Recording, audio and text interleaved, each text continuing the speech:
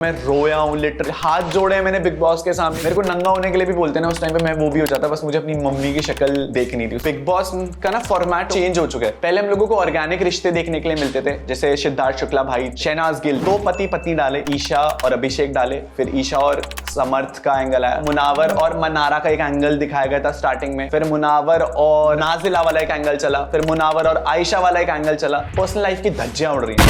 मेरे माँ बाप जिंदा भी हैं कि कुछ हो तो नहीं गया। सलमान खान से आप क्वेश्चन करो कि आप अनुराग के अगेंस्ट क्यों। कॉल रिकॉर्डिंग थी भाई के पास, बिग बॉस ने मेरे से भी घर में अंदर झूठ बोला कि आपके घर वाले आए ही नहीं, मेरे घर वालों को कभी बुलाया ही नहीं गया था।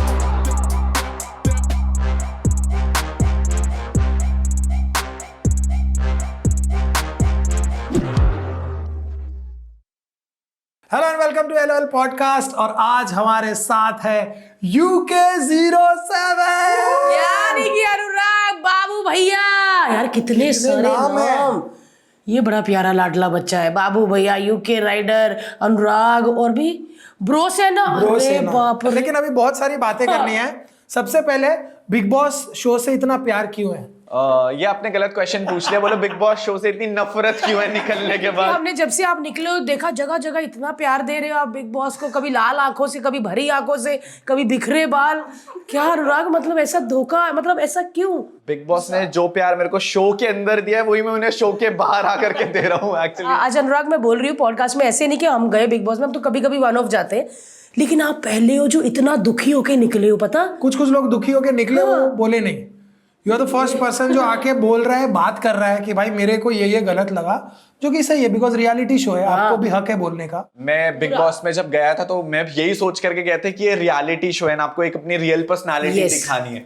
सी हम लोग बहुत कॉमन बैकग्राउंड फैमिली से आते हैं भाई। हम लोग को टीवी मैं आप दोनों को देखता था टीवी में, सो यू नो लाइक आज ये पॉडकास्ट दे रहा हूँ, तो मेरे लिए बहुत नई चीजें थी उस टाइम जब मैं शो में गया था। मैंने आप दोनों को जब शो में देखा, कहा ब्रो मेरी मम्मी बहुत बड़ी फैन है आपकी, भारती जी एंड हर्ष भाई। सो मेरे लिए एक परसेप्शन था कि जैसे आप हो आपको वैसे ही दिखाना है, राइट। मैं वो कैमरे के लिए कुछ नहीं कर सकता था उस शो के अंदर कि भाई फेक रो दिया, फेक गुस्सा कर दिया, फेक लड़ाई कर दी, क्योंकि कभी टीवी करा ही नहीं था जिंदगी में। एक अपॉर्चुनिटी मिली, अब तक यूट्यूब पे वीडियोस बना रहा था, एक अपॉर्चुनिटी मिली कि भाई टीवी पे आना है, तो मैंने कहा भाई ये तो अच्छा डिसीजन है जिंदगी का। जब शो के स्टार्टिंग का हफ्ता गया, मैंने कहा यार क्या मजा आ रहा है, इतने सारे कैमरेज हैं, मम्मा बहुत प्राउड होगी टीवी में देख करके। बट आते आते मिड में ऐसी चीज हो गई थी, मैंने कहा यार क्यों ही ये डिसीजन ले लिया बिग बॉस में आने का। सब कुछ अच्छा चल रहा था, अच्छा खासा लोग प्यार कर रहे थे, कमा रहा था, बट फिर एक पॉइंट आ गया था, मैंने कहा भाई अब ना हो पा रहा जिंदगी में कि इतनी सारी चीजें झेल ली थी। फिर जब शो के बाहर निकला, उसके बाद जो प्यार पहले यहाँ मिल रहा था, वो प्यार अब यहाँ से और इससे भी बाहर से। प्यार तो बहुत करते हैं, हमें भी बहुत प्यार हो गया था अनुराग से जब हमने बिग बॉस देखा था। और मेरे को ये एकदम सादा आम इंसान है, सच में ये आम इंसान है, क्योंकि हम जो जितने भी यूट्यूबर हैं, अब तो मैं भी यूट्यूबर हूँ, हम बड़े आम इंसान होते, तो हमें सच दिखाने की बहुत आदत होती। लेकिन बीच में जब ये बड़ा परेशान हो गया, एकदम घर की याद आ रही, तो हम बड़े सैड हो गए थे यार। और हमारे लिए बस इतना ही होता है कि कोई बंदा गलत थॉट में डिमोटिवेट ना हो जाए। बिल्कुल। सो यू नो बहुत सारे सच शो से निकलने के बाद मैंने लोगों को बताए थे कि ऐसे सब मेरे साथ हुआ। आपको वो दिन याद है जब आप दिवाली बैश में आए थे और आपने मेरी मम्मी की वीडियो के लिए कितना रिक्वेस्ट करा था? बहुत सारे व्यूअर्स को पता नहीं होगा, बट उस टाइम पर सबसे पहले मेरी वीडियो दिखाई गई थी। स्टार्टिंग में को बोला गया था कि आप ये टास्क करो, नाचने वाला टास्क हुआ था जिसमें मैं नाचा था। अच्छा, बोला भी गया था आपको? बोला भी गया था कि आप नाच के दिखाओ। और वो मेरे को डांसर नहीं आता, मैं डांसर नहीं हूँ, तो मेरे को जो हाथ पैर फेंकने आए इंटरनेट पे मैंने वो लाइक कर दिया उस शो में। मेरे को बस ये था कि उस पॉइंट पर मेरी मम्मी की वीडियो दिखा दो यार। मैं बहुत परेशान हो रखा था उस शो के अंदर। And I remember both of you, आपने मुझे इतना सपोर्ट करा। सबकी वीडियो आ रही थी और अनुराग के मेरे को ऐसे हो रहा था कि हाँ भी इसकी वीडियो है, हमें बताया गया, इसकी क्यों नहीं दिखा रहे। वो देख रहे थे कि एंड में वो रह गया। और फिर मैंने ना बोल भी दिया, मैंने बोला अनुराग की वीडियो, लेकिन तब भी प्ले नहीं हुई क्योंकि वो फ्लो में एंड में ही प्ले करनी थी। और वो तरसा रहे थे उस चीज को लेकर के, और वो चीज वो तरसना प्यार बन गया लोगों को। बिल्कुल, मतलब जितना मेरे को तरसाया गया, परेशान किया गया, आज वो लोग हैं जिन्होंने मेरे साथ वो चीज फेस करी है उस मोमेंट पे। आई रिमेम्बर भारती जी, आपने एक चीज बोला था कि दिखा दो यार अब इसकी वीडियो, अब नहीं हो पा रहा। बोला दिखा दो यार इसकी वीडियो, क्योंकि मैं रोने लग गई थी, मेरे को बहुत हो गए थे हम सबके इमोशनल वीडियो थे। किसी का बच्चा आ रहा था, किसकी मम्मी, ऐसा हो रहा था कि अभी दिखा दो यार। एंड पता है मेरे से क्या झूठ बोला गया था? सबसे मेरे को उस दिन भी 2 झूठ बोले गए थे। पहला झूठ ये बोला कि आपके मम्मी ने वीडियो भेजी नहीं।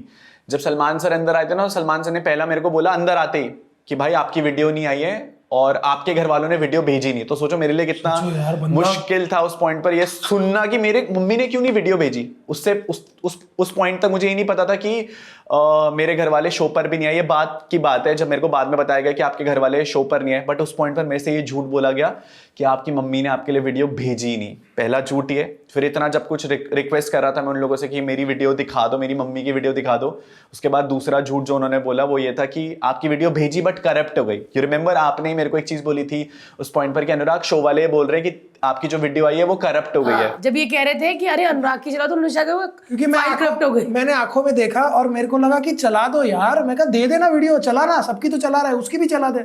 नहीं सर करप्ट हो गई है। मैं भी चुप हो गया।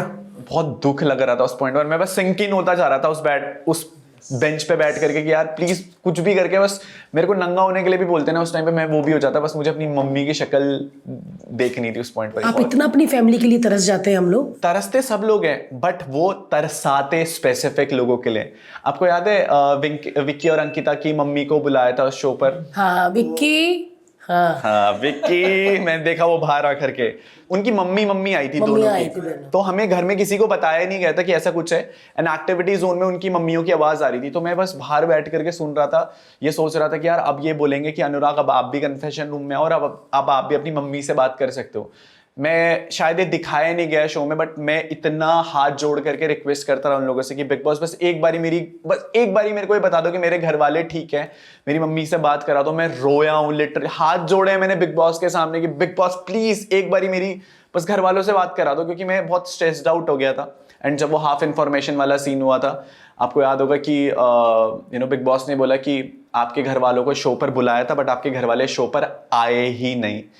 मैंने हमेशा एक चीज बोली कि मैं इस पूरी दुनिया के लिए गलत हो सकता हूँ बट मैं अपने माँ बाप के लिए गलत नहीं हो सकता। एक माँ बाप जानते हैं कि उनका बेटा कितना भी गलत हो जाए ना, बट वो कभी उसका साथ नहीं छोड़ेंगे चाहे वो कितना ही गलत हो। तो मेरे दिमाग में वो थॉट प्रोसेस चल रहा था भारती उस दिन की यार क्यों नहीं आए, मतलब मेरे माँ बाप कैसे छोड़ सकते हैं मुझे। तो ये हाफ इन्फॉर्मेशन मेरे को दी गई, बट रियलिटी जब मैं शो से बाहर आया मुझे तब पता लगा कि बिग बॉस ने कभी मेरे घर वालों को कॉन्टैक्ट ही नहीं करा था। और ये बात बोली थी कि आप आओ सलमान खान से आप क्वेश्चन करो कि आप अनुराग के अगेंस्ट क्यों। तो मेरे को भी अंदर एक झूठ बोला गया, मेरी फैमिली को भी एक झूठ बोला गया, बट उस पॉइंट पर मीडिया का मैं बहुत बड़ा सपोर्ट देना चाहूंगा। मीडिया ने मेरी फैमिली को रीच आउट करा। वो कॉल रिकॉर्डिंग थी भाई के पास कि उनकी एक्चुअली क्या कॉन्वर्सेशन हुई थी। एंड उसके बाद पता लगा कि बिग बॉस ने मेरे से भी घर में अंदर झूठ बोला कि आपके घर वाले आए नहीं, और बाहर मेरे घर वालों को कभी बुलाया ही नहीं गया था। और आपने जब बोला कि प्लीज बता दो मेरे घर वालों के ठीक तो है, क्योंकि यही चिंता होती है, शो हार जीत तो चलता रहता है, क्या घर में सब ठीक है, वो भी नहीं जवाब देते। मैंने जब एक क्वेश्चन पूछा था ना कि बिग बॉस बस इतना बता दो कि बात भी मत करो, बस इतना बता दो कि क्या मेरे मम्मी पापा ठीक है बाहर, तो बिग बॉस ने मना कर दिया कि नहीं हम ये चीज़ नहीं बता सकते। मेरे को ऐसा फील हुआ उस टाइम कि यार बताया नहीं शो के अंदर कभी। मेरे मॉम डैड बहुत मेडिकल इश्यूज से गए हैं। मेरे पापा को ब्रेन स्ट्रोक पड़ा था 2 बारी लाइफ में, और मैं उस टाइम दुबई में था। तो मेरे घर वालों ने मुझे इसलिए नहीं बताया उस पॉइंट पर क्योंकि उन्हें लगता था कि हम अनुराग को बताएंगे तो अनुराग काम करने गए, अभी अपने पीक पर है करियर के, और अगर हम इसे बुलाएंगे तो फिर कहीं ना कहीं मेंटली स्ट्रेस्ड आउट हो जाएगा यार कि मुझे अब काम पे ध्यान नहीं देना। तो मेरे दिमाग में उस थॉट के बाद जब ये बोला कि तेरे घर वाले नहीं आए, तो मेरा सबसे पहला थॉट ये था कि क्या मेरे माँ बाप जिंदा भी हैं, कि कुछ हो तो नहीं गया, शायद इस वजह से ना आए हो मेरे साथ, क्योंकि मुझे पता है मेरे माँ बाप ने मेरा हमेशा साथ दिया है। बट उस पॉइंट पर क्या क्या नहीं सोचा मैंने उस रात को। हाँ यार, और वो उस घर में आपको सिर्फ बुरे ख्याल आते हैं, सब बुरे, मतलब आप कुछ अच्छा नहीं सोच सकते। उस रात को ना मैं बाथरूम में जाकर के 3 घंटे रोया हूँ कि भाई बस मैं नीचे बैठा हुआ था बाथरूम में, और मैं बस ऐसा हाथ जोड़ करके बस ये बोल रहा था कि महादेव जी मेरे घर वालों को सही रखना, अच्छा रखना, मॉम डैड सही हो। मेरी मम्मा का मैं आपको एक इंसिडेंट बताऊंगा। मेरी मम्मा का ना ऊपर वाले जॉ में एक बार इन्फेक्शन हो गया था, एंड उसके बाद मम्मा का पूरा जॉ रिप्लेस हुआ है, ऊपर के जितने भी दांत हैं ना वो सारे रिप्लेस हुए थे। मैं उस टाइम उड़ीसा राइड पर था। मेरी मम्मी ने पापा ने मेरे को वो चीज़ बताई नहीं कि इतना सब कुछ हो गया, क्योंकि मैंने वही बोला ना, उनको लगता था कि हमारा लड़का राइड पर गया, काम पर गया, बाइक चला रहा है, बाइक चलाते हुए कोई टेंशन हो गई तो कहीं इधर उधर कुछ एक्सीडेंट ना हो जाए, हो जाए। तो वो चाहते थे कि बस मेरा बेटा बाहर है, वो काम पे फोकस है और वो मेंटली स्ट्रेस्ड आउट ना हो।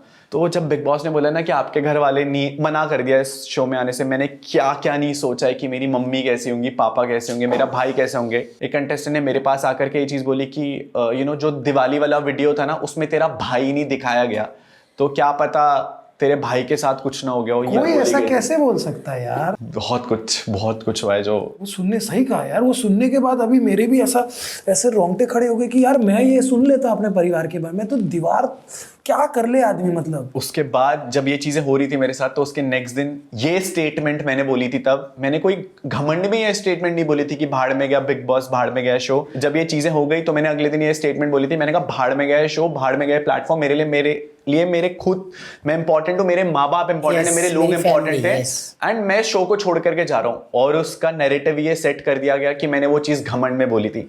इतनी सारी चीजें सुनने के बाद अगर आप भी होते ना शो में, तो आप भी ये बोलते कि यार अब नहीं करना है शो, अब मुझे बस मैं बोल रहा था बिग बॉस, बस मुझे बाहर निकल के ना एक पहला कॉल दे देना। मैं उस एक कॉल के लिए 2 करोड़ रुपए देने के लिए तैयार था कि बस मैं अपनी माँ की आवाज सुन लूँ, वो ये मेरे को बोले अनु मैं ठीक हूँ, पापा ठीक है। मैं जब शो से बाहर निकला ना, तो 2 दिन इन लोगों ने मुझे होटल में रखा, तब भी मुझे मेरी फैमिली से बात नहीं करने दी।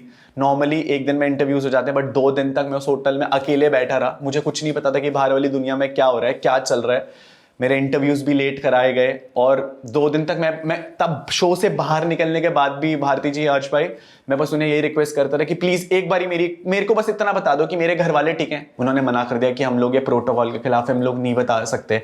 ठीक है, ये शो इंपॉर्टेंट है, प्रोटोकॉल इंपॉर्टेंट है, बट एक इंसानियत के नाते मैं इतना मुश्किल से समेट रहा था ना, मैं कैसे कर सकता था। बट भाई एक बात बताओ, एलिमिनेट होने के बाद भी आपको फोन नहीं मिला? एलिमिनेट होने के बाद भी मुझे 2 दिन तक फोन नहीं दिया गया, मेरे घर वालों की एक इंफॉर्मेशन नहीं मुझे बताई गई। तो सोचो मैं एलिमिनेट होने के बाद भी कितना कुछ सफर करके, कैसे रखते हैं? मतलब होटल में रखते हैं लोग। तो ये बोलते हैं कि जब तक इंटरव्यूज नहीं होंगे तब तक हम लोग नहीं करवाएंगे। तो 2 दिन तक मैं उस होटल में अकेले रहूं, अकेले। साथ में रहता है कोई? उनका प्रोडक्शन का बंदा रहता है, वो ध्यान रखते हैं कि कहीं भाग भूग ना जाए, है ना। ये चीज मैंने शायद अभी तक बिल्कुल भी नहीं बोली होगी, बट मैंने इतने लोग कमा रखे थे ना। एक लड़का आया था वेटर, वो मेरे को जानता था, तो वो खाना देने अंदर आया। मैंने उससे पूछा, मैंने कहा भाई मेरे माँ बाप ठीक हैं? तो उसने बोला बाबू भैया बाहर सब कुछ अच्छा है। बात मैंने कहीं लीक नहीं करी है इससे पहले, बट उसने मेरे को बोला बाबू भैया आपके माँ बाप सही हैं, सब कुछ सही है। वो पॉइंट को सुन करके ना मैं दूसरे दिन रात को अच्छे से सोया हूँ। तो मैंने बोला ना कि मैंने लोग कमाए और कुछ नहीं करा है इस दुनिया में। पता नहीं किया अनुराग कि क्यों ऐसा किया आपके साथ? इतना ज्यादा तो मैंने आप ही के साथ सुना हुआ है, क्यों? कोई रीजन कुछ? मैं आपको एक चीज बताता हूँ, पता है भारती जी, होता सबके साथ है इस इंडस्ट्री में, बट लोगों को कहीं ना कहीं डर रहता है कि अगर हम लोग बोलेंगे ना तो हमें फ्यूचर में काम नहीं मिलेगा। अगर हम इस इंडस्ट्री के खिलाफ ही बोलेंगे, इस इंडस्ट्री की सच्चाई हम लोग सामने रखेंगे, तो उन्हें लगता है यार हमें अगले दिन कोई कास्ट नहीं करेगा, पिक्चर नहीं मिलेगा, मूवीज नहीं मिलेगा। बट मैं वो इंसान नहीं था जिसको किसी ने बनाया था, मुझे मेरे लोगों ने बनाया था। और मुझे पता था कि मेरी दुनिया बहुत अलग है इस प्लेटफॉर्म से, मेरी दुनिया वो यूट्यूब वाली दुनिया है मेरे पास। तो जिन लोगों ने मुझे बनाया था ना, मुझे पता था कहीं ना कहीं मैं उनके पास वापस चला जाऊंगा, एंड भले आज मैं थोड़ा सा लो हूं, बट वो इतना सपोर्ट करेंगे कि मैं वापस से खड़ा हूंगा। तो मैं जब शो से बाहर आया तो मुझे पता था कि मुझे वो सच रखना है सबके सामने। बहुत सारी चीजें ऐसे जो लोग नहीं बोलते, बट यही सच्चाई है इस इंडस्ट्री की। या इन्हें किसी चीज से मतलब नहीं है, इन्हें मतलब है बस आप कितना टूट सकते हो, आपका कितना मजाक बन सकता है, आपकी पर्सनल लाइफ की धज्जियां उड़ जाएंगी इस प्लेटफॉर्म पे। बस उन्हें एक ही चीज से मतलब है कि ये शो चलना चाहिए। वो इंसान बाद में आकर के सुसाइड कर लेगा। मैं जब उस 2 दिन उस होटल में था ना, जो डोर कबर्ड होता है ना, तो यहाँ पर ना उसका वो रखा हुआ था, लॉकर वाला सेफ। तो मैं जब पागल हो गया था 2 दिन और बैठ करके, किसी से बात नहीं हुई थी, तो मैं उस कबर्ड में गया, और उस कबर्ड में ना मैं ऐसे बैठ करके बस सोच रहा था कि यार ये सब कुछ खत्म हो जाए जल्दी से। और मैंने वो कबर्ड बंद कर लिया था। तो जब खोलता हूँ ना तो लाइट खुलती थी उसकी कबर्ड की, और पूरे होटल के रूम से बैठ करके मैं उस कबर्ड में ना ऐसे बैठा हुआ था, ये सोच रहा था कि बस क्या ही चल रहा है बाहर दुनिया में, और बस चाहता था कि यार सब कुछ खत्म हो जाए। मैं उस कबर्ड में ऐसे बैठ करके कोने में बैठा रहा आधा 1 घंटा। मैंने बहुत सारी चीजें सोची, तो मैं उस मेंटल ट्रॉमा में था कि मैं बस ये चाहता था कि मैं किसी से मिलूं ना, किसी को देखूं ना, बस मैं अपने माँ बाप के पास चले जाऊं। जितने भी आजकल हमारे यूट्यूबर्स हैं, हमारे भाई बहन जो लगे पड़े हैं कि हमें मौका मिल जाए एक बार बिग बॉस में या किसी और शो में जाने का, अनुराग क्या कहोगे, करना चाहिए? इट्स नॉट कि आपको बिग बॉस नहीं करना चाहिए, बट मुझे ऐसा लगता है कि बिग बॉस का ना format over the period of year बहुत चेंज हो चुका है। पहले हम लोगों को ऑर्गेनिक रिश्ते देखने के लिए मिलते थे, जैसे सिद्धार्थ शुक्ला भाई थे, शहनाज गिल थी, इन लोगों के इनको ऑर्गेनिकली एक रिश्ता मिला है। But but over the period of time makers को शायद ये लगा कि भाई अब तो ये लव एंगल चल रहा है, तो हम कहीं ना कहीं लव एंगल डालने की कोशिश कर देते हैं, इसलिए इस बार 2 पति पत्नी भी डाले। आप देखो 2 पति पत्नी डाले, फिर उसके बाद ईशा और अभिषेक डाले, फिर ईशा और समर्थ का एंगल आया, फिर अब मुनावर और मनारा का एक एंगल दिखाया गया था स्टार्टिंग में, फिर मुनावर और नाजिला वाला एक एंगल चला, फिर मुनावर और आयशा वाला एक एंगल चला। तो इस शो पर पर्सनल लाइफ की धज्जियां उड़ रही हैं। बट आपको लग रहा है अनुराग जैसा आपके दिमाग का हाल हुआ है, अंदर और भी किसी के दिमाग का ऐसा ही हाल हो रहा होगा? आप अभिषेक को देखो, अभिषेक किस लेवल से जा रहा है, वो पागल हो चुका है यार अंदर, उसको पता भी नहीं कि बाहर वाली दुनिया में क्या चल रहा है। जो इंसान एक मेंटल डिप्रेशन से गया है, जो एक, मेरे को बोलना नहीं चाहिए बट जितना मुझे शो में पता लगा कि वो पागल खाने रहकर क्या है, कोई उस चीज का मजाक बना रहा है नेशनल टेलीविजन पे, वो डिप्रेशन में गया। आप सोच रहे हो हम लोग क्या कर रहे हैं, हम लोग टीवी के लिए, एक शो के लिए बस किसी के मेंटल, हाँ मतलब मजा आता है ना देखने में कि ये पागल बोल रहे हैं ऐसे नेशनल टेलीविजन पे, वो रो रहा है बेचारा, और वो रो रहा है ऐसे डर के। मैं भाई नेगेटिविटी कितनी बिकती है, बहुत बिकती है नेगेटिविटी। आप रोला आंसू दिखाओगा, चैनल उधर ही रुक गया, रुक ही रही है, उधर ही रुक जाएंगे। इसीलिए तो कॉमेडी शो आते नहीं है, कॉमेडी शो आने चाहिए, लोगों का दिमाग खुश रहो। और उस पे कंबल डाला, ये किया वो किया, फिर उसका थप्पड़ बज ही जाएगा। 2 थप्पड़ और लगाने चाहिए थे, शो से बाहर आता ना, इज्जत के साथ बाहर आता यार। उसके बाद नहीं, और उसके बाद वो सॉरी बोल रहा है। हर्षद, दिल पिघलाने वाली बात, उसके पापा का कल वीडियो आया, कहते हैं मैं सलमान सर हाथ जोड़ रहा हूँ, जो गलती होगी बच्चे से उसको ले लो वापस, ये वो। उनके माँ बाप पे क्या मेंटल ट्रॉमा जा रहा है, आप ये सोचो।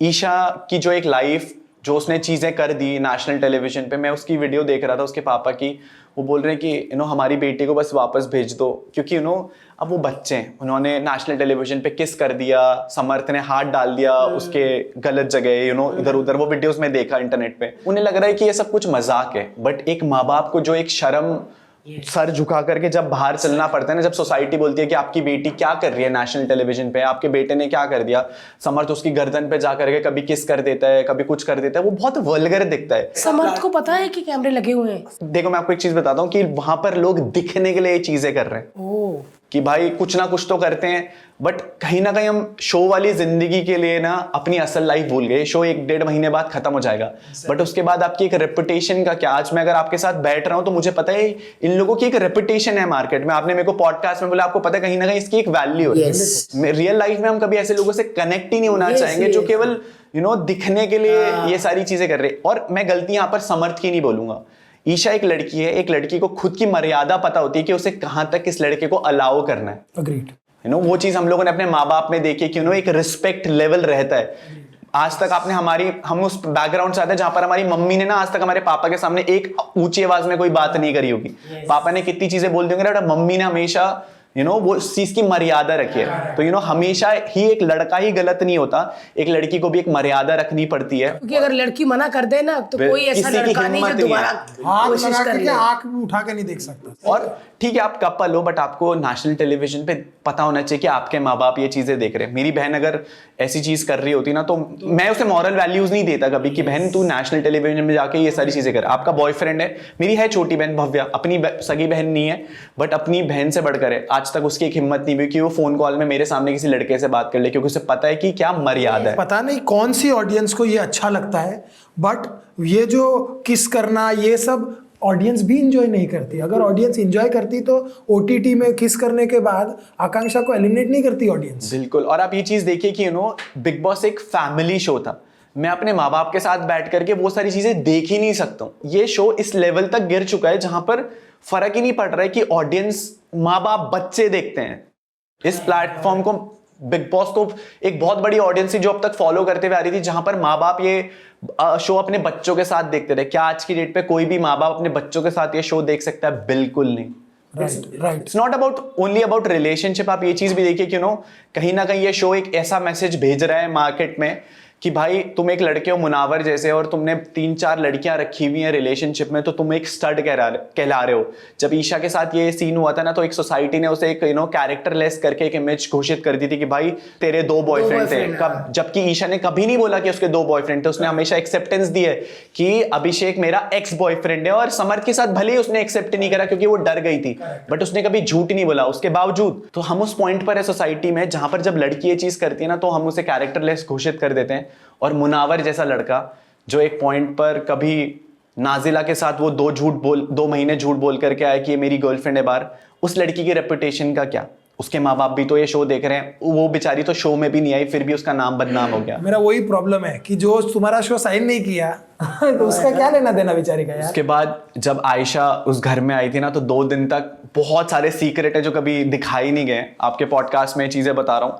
जब 2 दिन तक आयशा उस घर में आई थी ना, तो मुनावर वाज लाइक कि मेरी लाइफ बर्बाद हो गई है, नाजिला के साथ मेरा कोई फ्यूचर नहीं है, मेरा जो बच्चा है उसका एक बेबी भी है, उसका डाइवोर्स हो रखा था। तो मुझे वो शो के अंदर ही पता, मुझे लगा कि भाई ठीक है अभी लौंडा ही होगा करके, बट मुझे नहीं पता था कि उसके बच्चा है और उसका डाइवोर्स भी हो चुका है।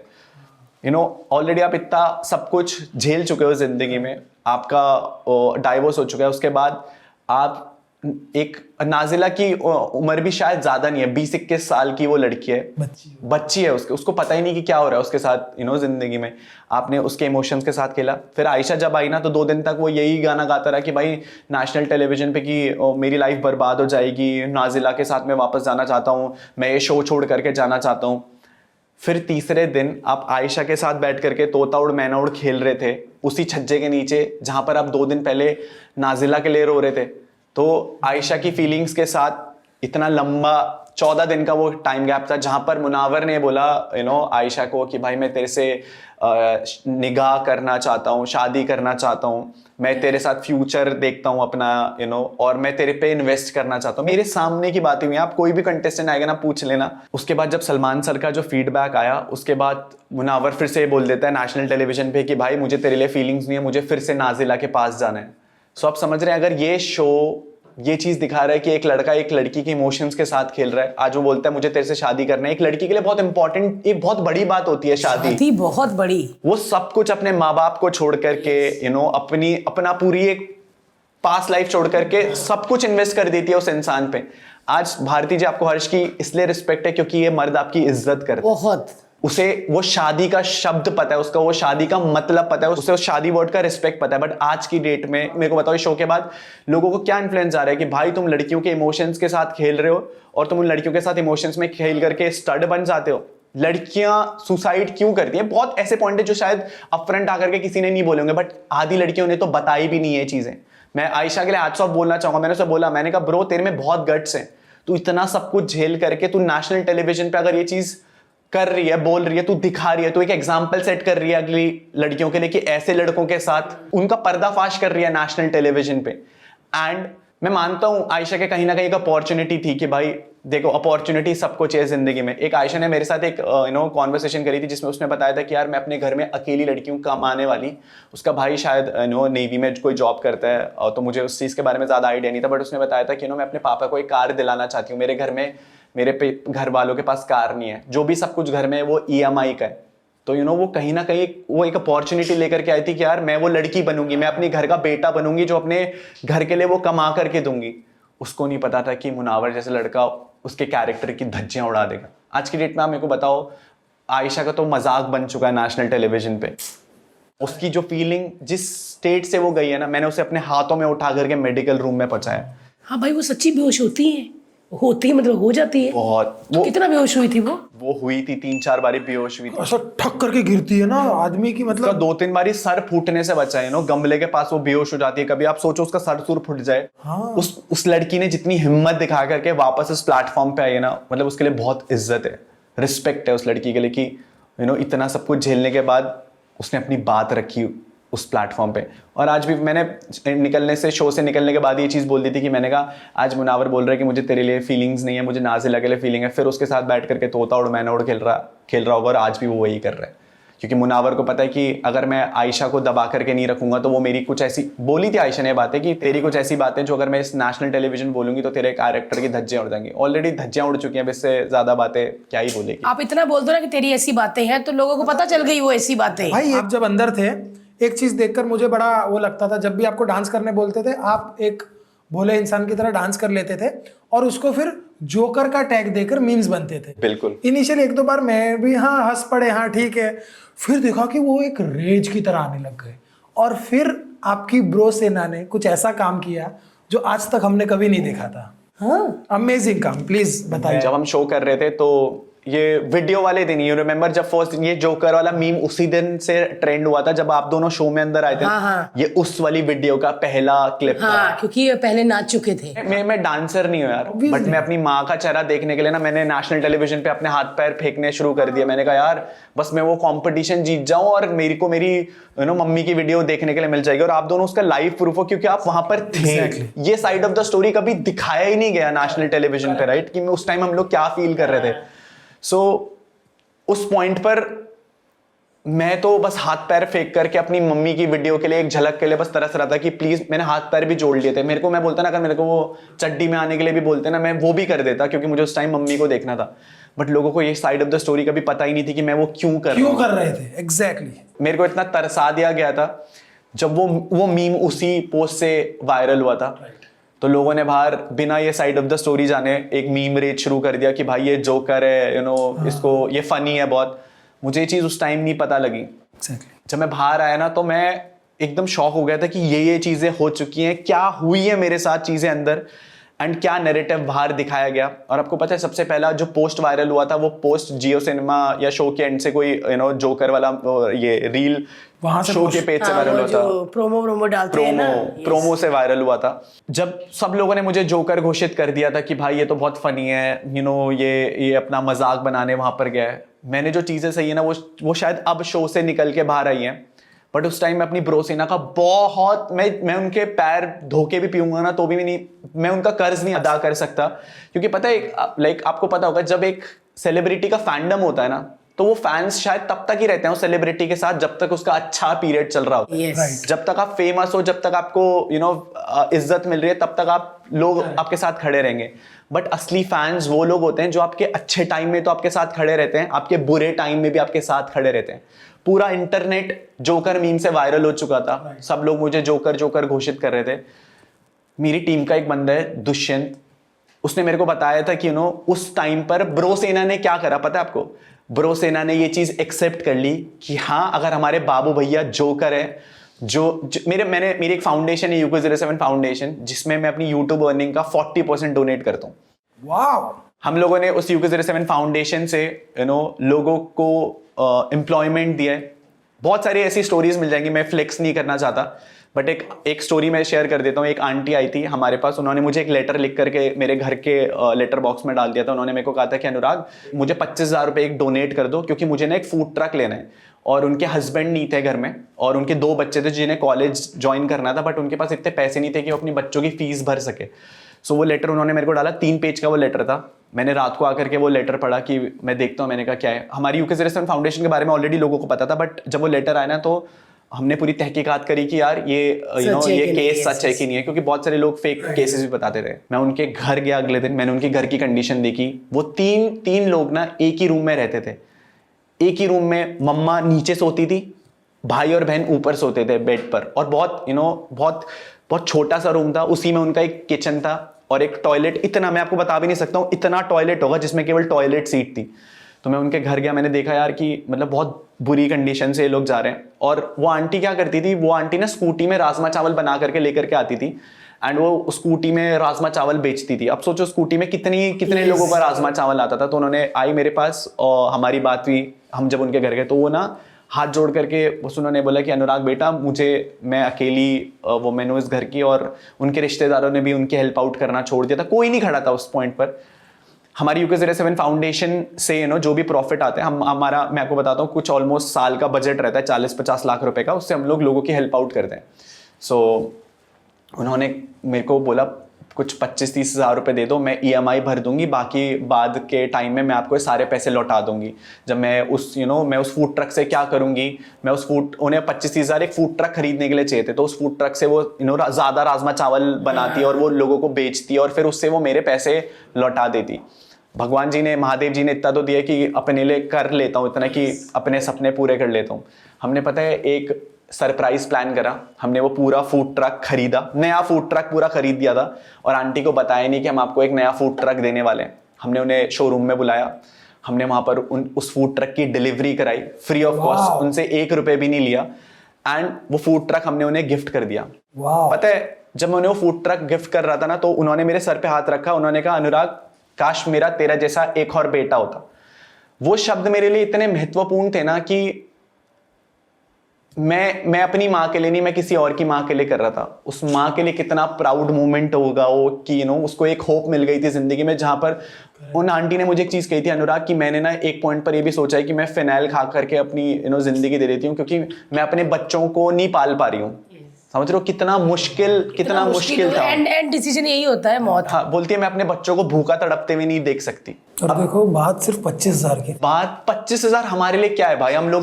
हम लोग 2-2 लाख रुपए तो फोन में उड़ा देते हैं, 25,000 हम लोग एक पार्टी के बिल में उड़ा देते हैं भाई। हमारे लिए वो 25,000 की वैल्यू लाइफ है उसकी। अमेजिंग यार, मेरे को UK07 फाउंडेशन के बारे में तो पता ही नहीं था यार। हाँ, तो प्लीज अब हमें बताइए और इसके बारे में। जब मैं बिग बॉस में गया था तो मैंने डे 1 पे अनाउंस कर दिया था कि जितना भी बिग बॉस से पैसा आएगा, अच्छा खासा पैसा है, वो हम लोग सारा पैसा UK07 फाउंडेशन में डोनेट करेंगे। डे 1 पे मैंने बोल दिया था। तो बिग बॉस की पेमेंट का जितना भी पैसा आया, इनिशियल कुछ पेमेंट आई थी, और अब जितना पैसा आएगा वो सारा पैसा हम लोग लोगों की हेल्प आउट में करेंगे। तो ये UK07 फाउंडेशन के बारे में हमने कभी फ्लेक्स नहीं करा। आज के टाइम पे अगर लोग क्या करते हैं, अगर लोग एक कंबल भी बांट रहे होते हैं ना, तो कहीं ना कहीं एक फ्लेक्स करते हैं कि भाई वो देखो। हमने कभी किसी लोगों को UK07 फाउंडेशन के बारे में इतना ज्यादा नहीं बताया था कि यार हम लोग ये कर रहे हैं, वो कर रहे हैं। हम लोग चैरिटी करते थे, हम लोगों ने लोगों को खाना बांटा। हर साल हमारे उससे 2000 कंबल बंटते थे सर्दियों के टाइम, और ये हर टाइम हम लोग करते थे, बट हमने कभी इंटरनेट पे नहीं दिखाया। बट लोगों को, जो मेरे लोग थे ब्रो सेना को, उनको पता था कि यार ये UK07 फाउंडेशन है जहां पर हम लोग लोगों की हेल्प आउट कर रहे हैं। उस टाइम पीरियड में जब ये जोकर मीम वायरल हो रहा था, लोगों ने बोला हाँ, अगर हमारे बाबू भैया जोकर हैं, जो लोगों की हेल्प आउट करते हैं, जो लोगों के लिए इतना सब कुछ करते हैं, जो लोगों में खुशियां बांटते हैं। मेरी जिंदगी का एक ही मोटिव था, मेरा नाम अनुराग है, मेरे नाम का मतलब ही खुशियां बांटना था, चाहे वो मेरी बेइज्जती करा करके हो या फिर किसी के सपने पूरे करके। तो मेरी एक ही जिंदगी, मैंने उतना पैसा कमा लिया था हर्ष भाई जितना मैं जिंदगी के लिए संपूर्ण था। मैंने अपने माँ बाप के सपने पूरे कर लिए थे। मेरी माँ एक बोलती थी ना कि ये चीज मेरे को खरीदनी है, तो मैं कभी प्राइस टैग नहीं देखता था कि भाई आपको ये चाहिए तो आप बोलो, मैं आपको खरीद करके देता हूँ। इतना मैं संतुष्ट था अपने जीवन में। तो मेरा एक मोटिव ये था कि मैं अब लोगों की हेल्प आउट करूंगा, और ये मैं कर रहा था पिछले 2 साल से। उस जोकर वाले मीम के पॉइंट पर जब लोगों ने बोल दिया कि हमारे बाबू भैया ऐसे जोकर है, जो लोगों को हंसाता है, जो लोगों को खुशियां बांटता है, जो लोगों के लिए इतना सब कुछ करता है, जो हमारे लिए करता है, तो हाँ, हम भी जोकर है। और सब मास्क पहन के, पूरे ब्रो सेना ने मास्क लगा करके, जोकर वाले लोगों ने अपने मुंह पे पेंट करके, जोकर के पेंट करके एक उस मीम को पलट दिया। लाखों लोग रोडों पे निकल गए जोकर मास्क को पेंट करके। एंड अभी मेरे पास स्टार्ट थे, हमने UK07 फाउंडेशन से 42 लाख रुपीस की डोनेशन करी है इन 3 महीनों में। 42 लाख, 42 लाख रुपए की डोनेशन हुई हमारी पूरी UK07 फाउंडेशन से। हमने हर एक NGO को सपोर्ट करा हम लोगों ने, और हम पहले भी करते आ रहे थे जितना हमारे एंड से हो सकता था। हम लोगों ने हर जगह लोगों को पैसा डिस्ट्रीब्यूट करना शुरू करा, और हमें हर एक उस इंसान पे भरोसा था कि ये इस पैसे का गलत यूज नहीं करेगा, क्योंकि वो मेहनत की कमाई के पैसे थे। ऑल ओवर इंडिया सब लोगों ने दिवाली के टाइम कंबल बांटे, लोगों को खाना खिलाया, डॉग फीड करे।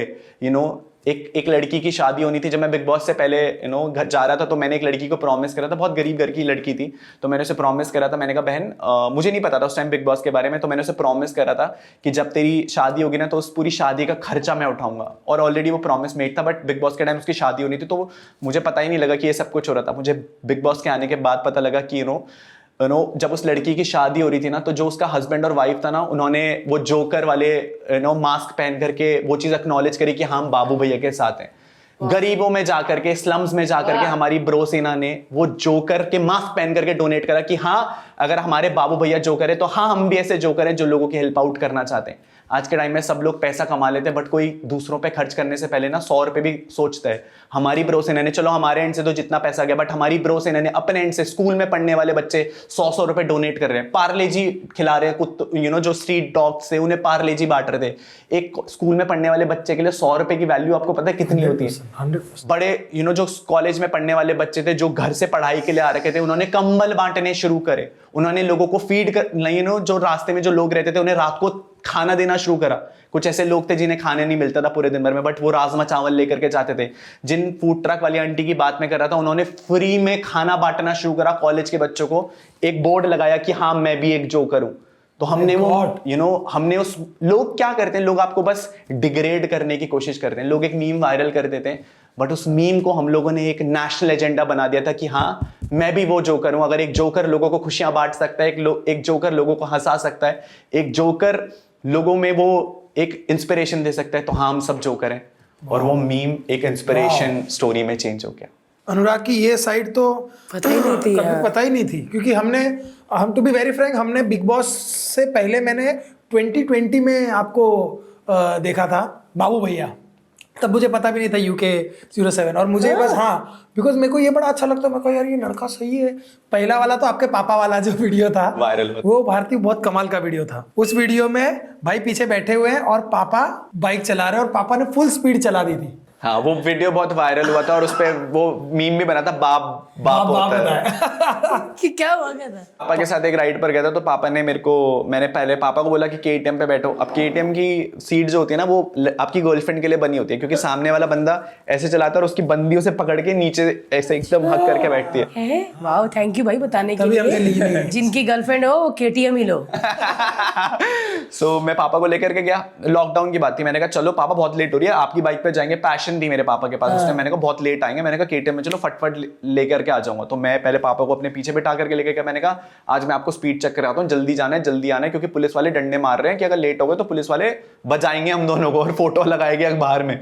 तो मैं गया आधे रास्ते तक, तब तक लॉकडाउन इनिशिएट हो गया था। तो पापा ने मेरे को कहा तू बैठ पीछे, अब मैं तेरे को घर जल्दी पहुंचाता हूँ। तो पापा ने वो एक्सेलेटर ना 120 से नीचे रखा ही नहीं, और मेरी इतनी हालत खराब हो रही थी पीछे बैठ करके कि पापा बस रुक जाओ, इससे तेज मत चलाओ, मर जाएंगे दोनों। और मैंने पीछे हेलमेट पहना हुआ, मुझे क्या पता पापा इतनी तेज गाड़ी चलाएंगे। बट वो मीम बहुत वायरल, वो मेरी जिंदगी का पहला मीम वायरल था। तो उसके बाद लगा हाँ भाई फेमस हो सकते हैं जिंदगी में। यार लेकिन ये ऐसा है अनुराग, मम्मी से ज्यादा प्यार करते हो? एक लड़का दो लोगों से बहुत प्यार कर सकता है, एक अपनी माँ से और एक अपनी बेटी से, क्योंकि एक से वो जन्मा होता है और एक को वो जन्म देता है। तो हम निकले, फिर बीवियां निकले घर। माइक दो, हम निकले भाई, इसने भी कह दिया माँ और बेटी। मेरी अभी बीवी है नहीं ना। हर्ष भाई आप प्यार करते हो भारती जी से? बहुत करता हूँ यार। ये तो जो बेटी की सच में बहुत है, ये पापा बन जाता है, डांटता है, हर चीज सिखाता भी है, ये अच्छा पति है। बहुत दोनों बहुत अच्छे दिखते हो, सदा सुहागन रहो। थैंक यू अनुराग की कोई अनुरागी है? हाँ अनुरागी है? हाँ मैंने बट रिवील नहीं करा है क्योंकि मैं मुनावर नहीं हूं ना। अरे यार लेकिन अनुराग वो कैसी है, तुम्हारे जैसी है? उसको क्या बीत रही थी जब तुम्हारे साथ ये हो रहा था? बहुत मुश्किल। अभी तो मैं उससे सच्ची में केवल मम्मी डैडी से नहीं, ये एक दिन जब गया था ना भाई उधर उत्तराखंड, ये मिलने नहीं गया, एक KTM बंदी। ऐसा था, मैं जब घर गया था तो 1 घंटा बिताया होगा, बिकॉज इतने सारे लोग अभी भी घर पर आ रहे हैं। उसके बाद फिर वापस से काम पे, इतने सारे काम अभी मिल रहे, तो मैंने कहा वो एक ऐसी लड़की है पता है जो मेरे को मेरे काम के लिए सपोर्ट करती है पूरे दिन भर में। आज भी शायद से सुबह से केवल 2 मैसेजेस हुए होंगे, एक वीडियो कॉल सुबह होगी, बट उसे पता है कि एक लड़की के लिए, पता है एक लड़का, मतलब फॉर मी अगर मैं एक लड़के के लिए बोलूंगा, मुझे एक ऐसी लड़की चाहिए थी जो मेरे बारे में सोच सके। वो at the end of the day अगर मैं उससे पूरे दिन भर भी बात ना करूँ ना, उसे पता है मैं काम में बिजी, तो उसको कहीं ना कहीं पता रहता है कि काम कर रहा है। वो at the end of the day आके मेरे को नहीं बोलती कि अनुराग तूने सुबह से मेरे को कॉल क्यों नहीं करा, तूने मेरे से बात क्यों नहीं करी। मेरे को बोलती कि अनुराग आज क्या हुआ, आज किन लोगों से तू क्या मिला, क्या काम करा। तो आपको एक ऐसी लड़की चाहिए भारती जैसी, 100%। पर वो बंदी पहाड़ की है, सीधे पहाड़ से। यार मैंने ये देखा कि जो पहाड़ के लड़के होते हैं ना, उनको पहाड़ की लड़कियां अच्छी लगती है। जैसे जुबीन भाई आए थे, जुबीन नोटियाल, वो कहते मैंने जब शादी का पूछा, कहते करूंगा तो पहाड़ की लड़की से, वहां पे है और उसी से करूंगा। यार भाई पहाड़ों में क्या मेंटेलिटी बड़ी सही होती है, बिकॉज मैं बहुत लोगों से मिला हूँ, मेरे को बड़े सही लगते हैं। ऐसा क्यों? उत्तराखंड के लोग ना बहुत ज्यादा सिंपल होते हैं। हम पहाड़ी लोग हैं, हम अपनी वाइब में, हम जन्नत में रहते हैं, तो हम लोगों का भाई यही जिंदगी है और यही सुकून है। तो हम लोगों ने ज्यादा दुनिया देखी नहीं होती है। मैं आपको सच्चाई बताता हूँ, मैं भी जब इस शो पर आया था तो मैंने भी नहीं देखा था यार टीवी के लोग कैसे करते हैं। अभी भी मैं सेलिब्रिटीज से मिल रहा हूँ, आप लोगों को मैं टीवी पे देखता था। आपके साथ बैठना, आपको टीवी से देखने तक के सफर से लेकर के आपके साथ बैठ करके एक पॉडकास्ट करना, आपके साथ काम करना, मैं बहुत लंबी जर्नी तय करके आऊँ। मैं जब बिग बॉस में भी गया था तो मुझे लग रहा था यार क्या कर रहे हैं लोग यहाँ पर, ये ऐसे कैसे कर रहे हैं, क्योंकि मेरे को तो ये बोल के भेजा था कि रियलिटी शो है तो जैसे हो वैसी रहो, मैं वैसी था। अब लोग लड़ते थे और मैं पीछे बैठ करके कॉफी भी पी रहा था। मैंने कहा क्यों लड़ रहे हो तुम लोग अंडों के लिए कौन लड़ता है, राइट? हाँ बट अंडों के लिए, हाँ अंडों के लिए, बटर के लिए, यहाँ पे तो किसी भी बात पे झगड़ा हो सकता है। ठीक है आपको खाना नहीं मिल रहा, मेरे को भी खाना नहीं मिला, बट मैं कभी ऐसा लड़ा नहीं हूं कि भाई झपट छीना झपटी मैंने रियल लाइफ में नहीं करी। तो मैं वहां टीवी के लिए क्या करता कि भाई तू ला मेरा पोहा, मैं मुंह में डाल कर भग रहा हूं। तुमने इसीलिए नहीं किया अनुराग, शायद तुम बाहर लोगों को खाना खिलाते हो ना, तुमको पता है भूख क्या होती है, इसीलिए तुमको लगा कि ये लड़ रहे हैं, इनको दे दो पहले, मैं चाय पी लूं। रियल जिंदगी में भी ऐसा नहीं है भारती कि मैं ये चीजें मैंने फेस नहीं करी हैं। हम सब उस पॉइंट से गए हैं जहां पर हम लोग भूखे सोए हैं, राइट? Yes. तो हमें पता है कि वो भूख की मेहनत क्या रहती है, बट कभी उस चीज के लिए नीचपना नहीं दिखाया कि भाई तेरा पेट तेरा छीन के खाऊंगा। हमारी नीयत कभी खराब नहीं थी। हम कॉमन लोग हैं, हम मिडिल क्लास लोग हैं, हमारे बड़े सपने नहीं रहते, बट हमारी नीयत कभी खराब नहीं रहती। एग्जैक्टली। पहाड़ी लोग ऐसे ही होते हैं, एकदम सिंपल सोवर, अपना अच्छा हो रहा है, ओके, बट अगर आपका भी अच्छा हो रहा है ना तो हम उसमें खुश हैं। आपको पता है पूरे सीजन में मेरे लिए केवल एक एक्टिविटी कराई गई थी, वो ईशा वाले टास्क के लिए, जहां पर मुझे उसे रोस्ट करना था। मैं वो एक्टिविटी जीता था।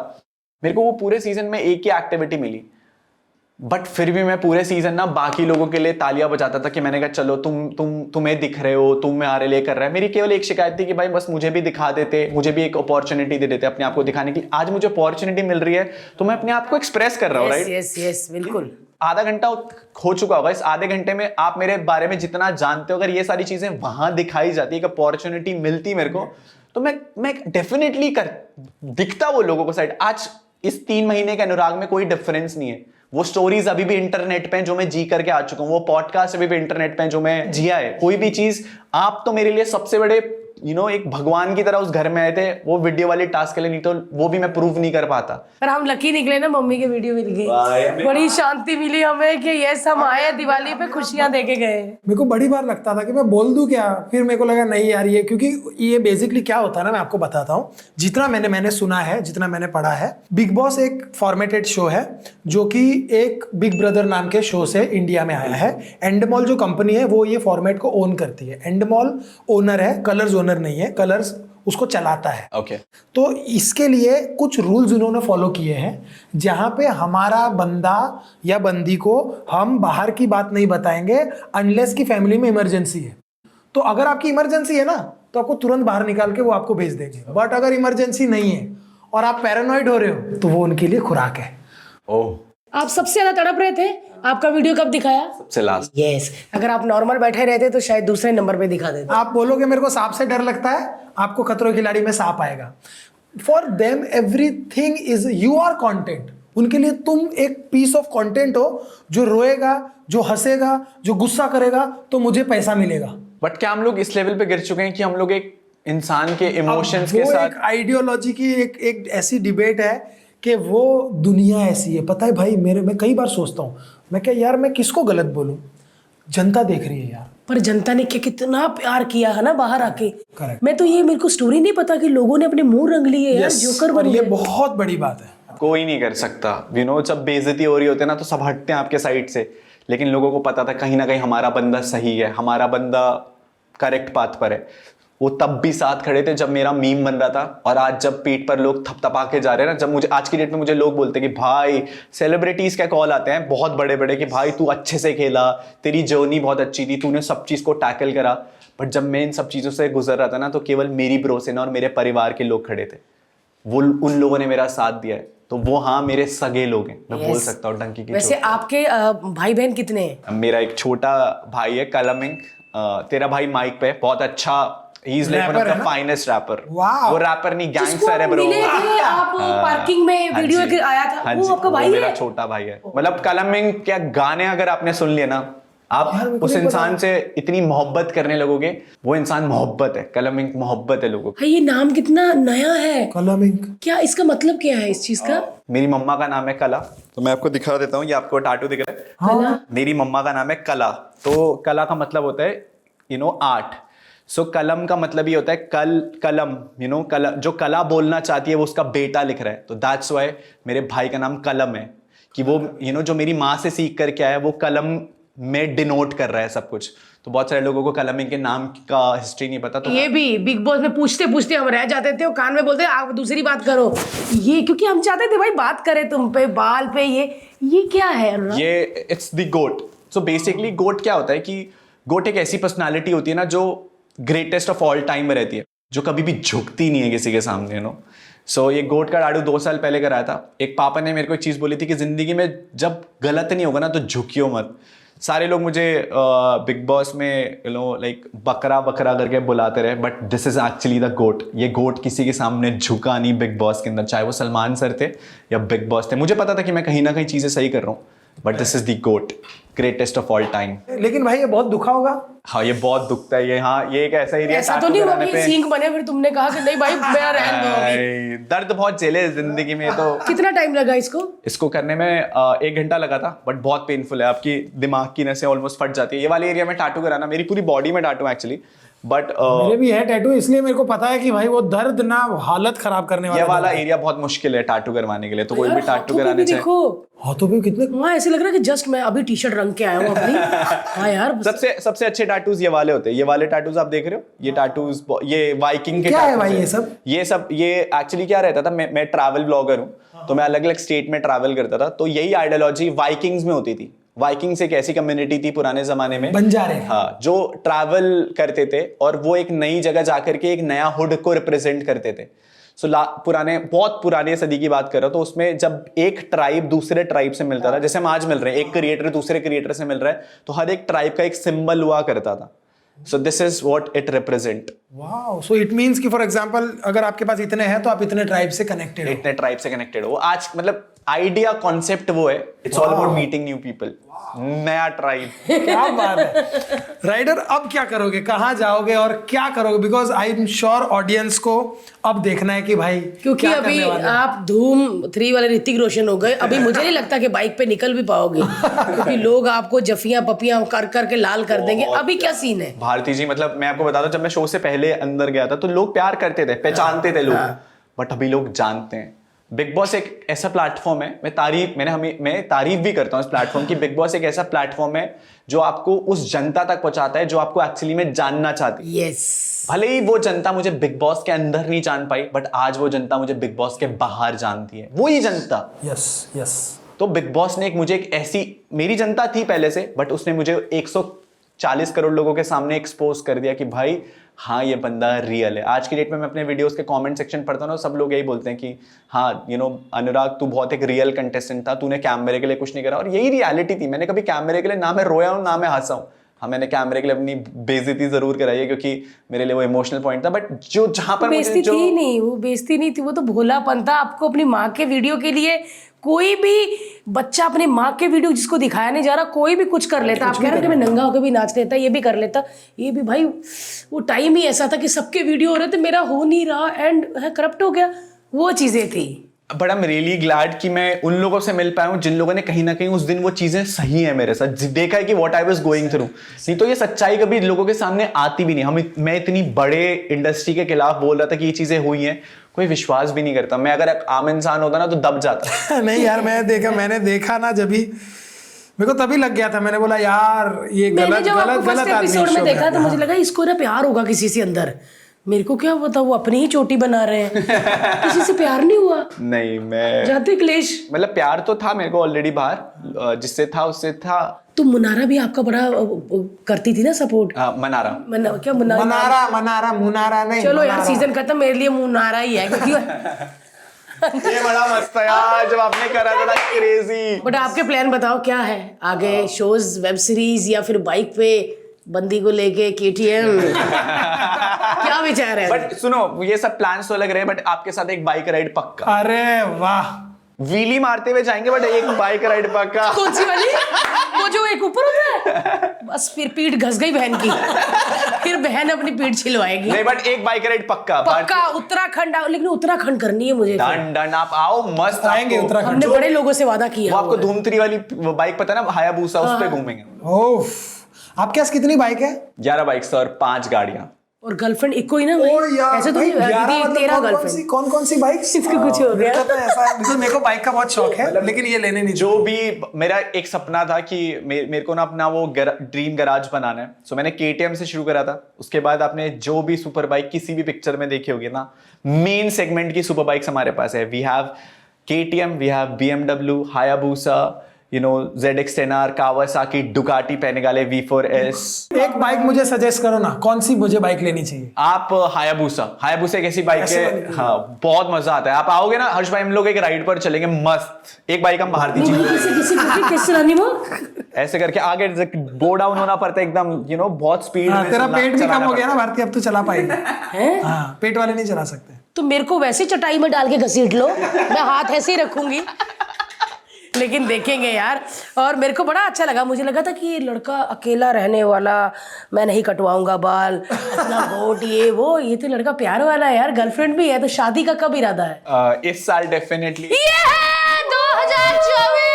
हमको बुलाना, हम आएंगे। पक्का पक्का मैं आप लोगों को डेफिनेटली बुलाऊंगा और मस्त पार्टी करेंगे शादी। और मुझे लगता है कि बारात में चलो घोड़ी ये सब होगा ना, बाइकें होनी चाहिए, राइडर्स बहुत सारे होने चाहिए। उस बारात में ना इस सीजन में एक कंटेस्टेंट है जिसे हम घोड़ा बनाएंगे। जिन्हें पता है उन्हें पता है। अबे याद कर रही कौन था? जो समझ नहीं, अगर आप समझे हो तो आप कमेंट नहीं, करिए। एक डायलॉग है, जिन्हें पता है उन्हें पता है। जिन्हें पता है उन्हें पता है। तो जिन्हें पता है उन्हें पता है, तो कमेंट करके बताना कि वो कौन है, ताकि हमें भी पता चले। अमेजिंग यार Anurag, thank you so much for coming. शुक्रिया भाई। हम इतने एक्साइटेड थे, मैंने तो इतने एक्साइटमेंट में उधर ही बोल दिया था, बिग बॉस में बोल दिया था। मैं कहा भाई जो भी बाहर आए पॉडकास्ट में आ जाना। Thank you Anurag, all the very best आगे फ्यूचर के लिए। कुछ भी करो, जैसा कर रहे हो वैसा ही करना। पक्का Bharti ji. Thank you so much guys. आप देख रहे थे LOL पॉडकास्ट, और भारती टीवी को सब्सक्राइब करना ना भूलिएगा।